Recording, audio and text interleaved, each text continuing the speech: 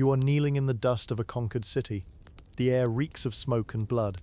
Your crown has been ripped from your head, your royal robes torn away. In front of you stands the king of Babylon, smiling. Behind him, his soldiers are already dragging your wife and children toward the palace. You beg for death. They laugh. Death would be mercy. What comes next is something the Babylonians perfected over centuries, something so psychologically devastating that enemy kings surrendered the moment they saw the Babylonian banners on the horizon. This isn't a scene from a nightmare. This happened again and again across Mesopotamia, and the evidence is carved into palace walls, written on clay tablets, and bragged about in royal inscriptions like trophies.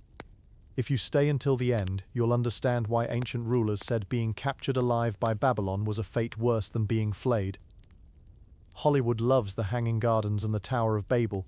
What they never show you is what happened in the royal courtyards after the victory parades ended. I'm talking about a system so deliberately cruel that modern historians had to invent a phrase for it, the Royal Humiliation Protocol.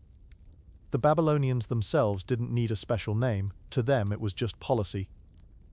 Here's what we know for certain. Assyrian and Babylonian kings like Ashurbanipal, Nebuchadnezzar II, and Tiglath-Pileser III documented this process in horrifying detail on palace reliefs and annals. They didn't hide it, they bragged about it, because terror was the point.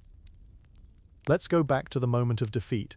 When a city fell, the Babylonian war machine didn't just kill, it processed.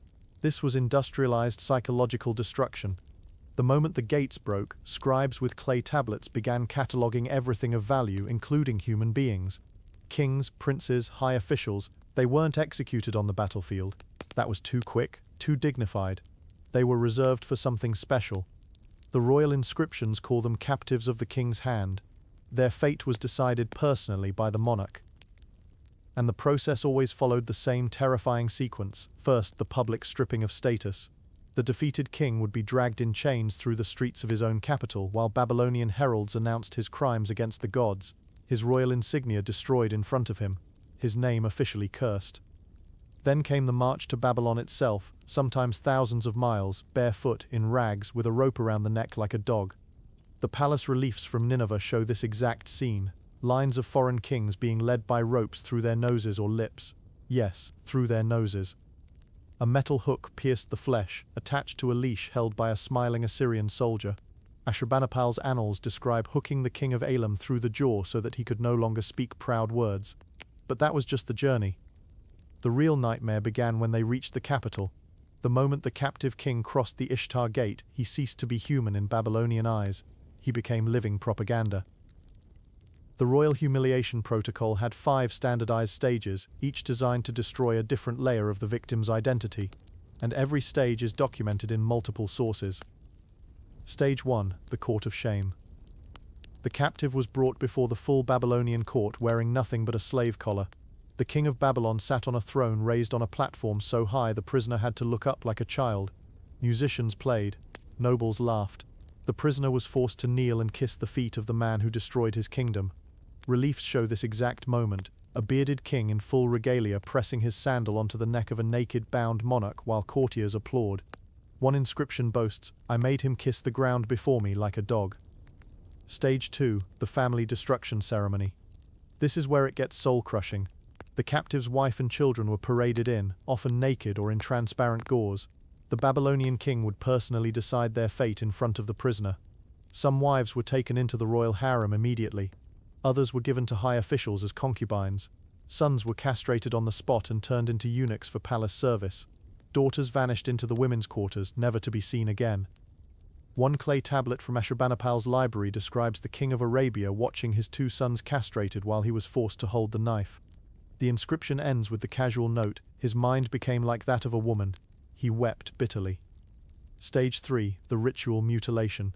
Death was still not allowed. Instead, the Babylonians practiced what scholars call status amputation. They removed the physical markers of kingship one by one. Ears cut off so he could never again wear the royal earrings.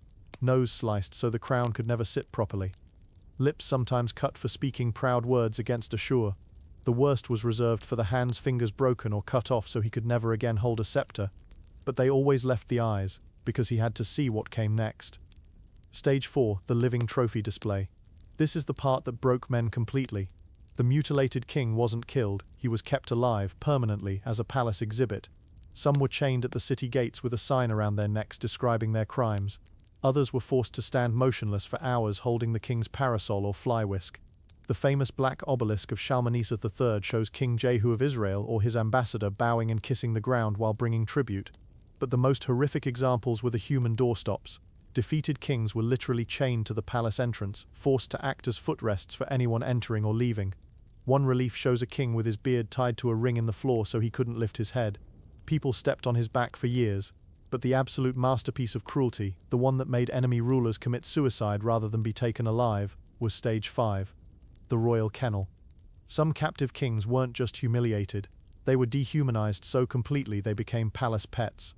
Ashurbanipal's palace reliefs show 4 defeated Elamite kings wearing dog collars, eating from bowls on the floor during royal banquets. One inscription describes the king of al-Dash being kept in a cage outside the palace, fed scraps and brought out on a leash to amuse guests. The text actually says, "I made him more humble than a dog." Another tablet records that when the king of Judah, Jehoiachin, was kept as a palace prisoner, he was forced to eat at the king's table, but only after crawling under it on all fours to beg for scraps like the royal hounds. Now let's talk about the architecture that made this possible. When archaeologists excavated the South Palace at Nineveh, they found something chilling. A series of small barred chambers built directly into the throne room complex.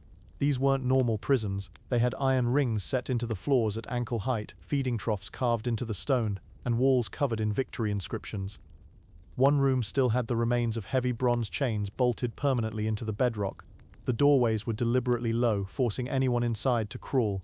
These weren't cells, they were kennels designed for human beings who had once been kings. The graffiti tells the rest. Scratched into the walls of these chambers are desperate messages in multiple languages: Akkadian, Aramaic, Elamite. One translates as, "I was Dunanu, king of Gambulu, now I am nothing." Another, barely legible, "The gods have abandoned us. Let me die." The most heartbreaking was found in a corner, written with a fingernail over months. A daily tally of days spent in the cage. It stops at 4,118. This wasn't random cruelty, this was psychological warfare refined over centuries.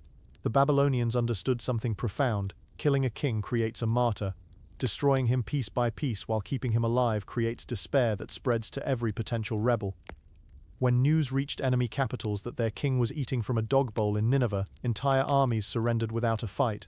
One Arabian king reportedly said, "Better to die by my own sword than live as Ashurbanipal's dog." The system was so effective it became standardized across the empire. Provincial governors were given detailed instructions on how to process high-value captives. Clay tablets survive that read like manuals. If the rebel king is proud, pierce his nose and lead him with a rope. If he weeps, cut off his eyelids so he cannot close his eyes to his shame. If he still resists, remove his tongue and make him carry it in a basket to the great king.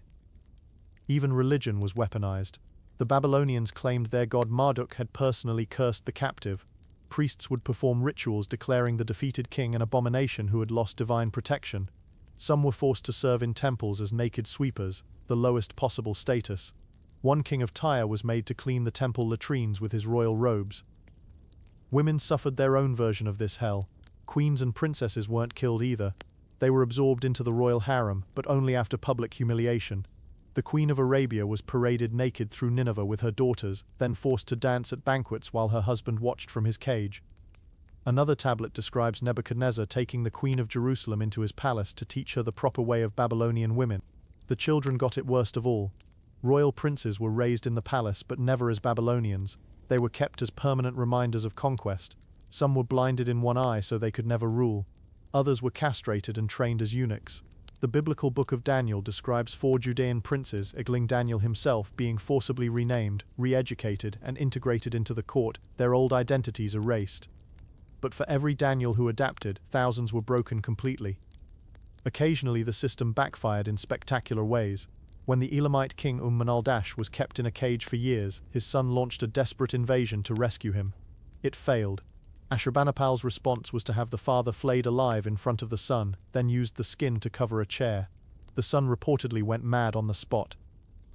This didn't end with some moral awakening. The Babylonians fell to the Persians in 539 BC, and Cyrus the Great was so horrified by what he found in the palaces that he freed many captives, including the king of Judah.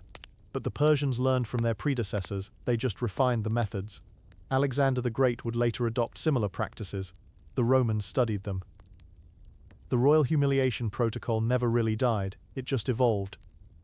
Today, when tourists visit the British Museum and admire the beautiful Assyrian reliefs, they're looking at propaganda carvings of living men being turned into furniture.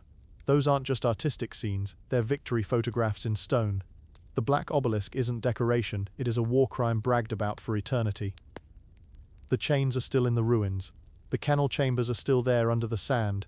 The inscriptions boasting about making kings lower than dogs are still legible after 2,700 years. Every detail we have comes from the Babylonians themselves. They wanted the world to know exactly what happened to anyone who defied them. This was policy. This was infrastructure. This was normal. The parade ended, the crowds went home, and in the silence of the palace courtyards, former kings crawled on shattered fingers to their bowls, listening to the laughter of the new masters echoing through halls built with the wealth of their ruined kingdoms. Those voices, the ones that weren't supposed to matter, the ones Babylonian scribes reduced to footnotes in victory lists, are still speaking from the stones, if you know where to look. And that is the history of empire they don't put in the textbooks. If this revealed something you've never heard before, smash that subscribe button and turn on notifications, because we're just getting started exposing the parts of the past empires tried to bury forever. Drop your thoughts below, tell me where you're watching from, and I'll see you in the next descent into the real history of power.